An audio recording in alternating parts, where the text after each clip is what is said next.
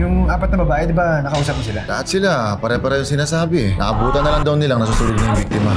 Nagdududa ka sa kanila? Hindi yung makasagot kasi nila eh. Parang ni-rehearse. Looks like may nakauna na sa kanya this time. Ano ba? Stop it! I thought ikaw yung #1 hater niya. May utang ka dyan, di ba? Hindi mo naman siguro siya pinatay dahil sinisingil ka niya. How are you sure na planado yung murder ni Zach? Napagtagpig-tagpig ko yung plano ng killer. Siya yung nagplano sunugin ng biktima.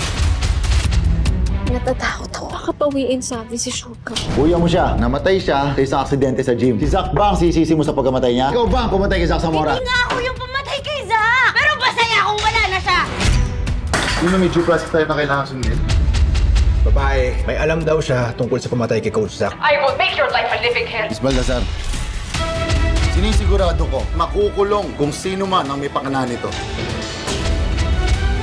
Slay till death do us part. 9:30 p.m.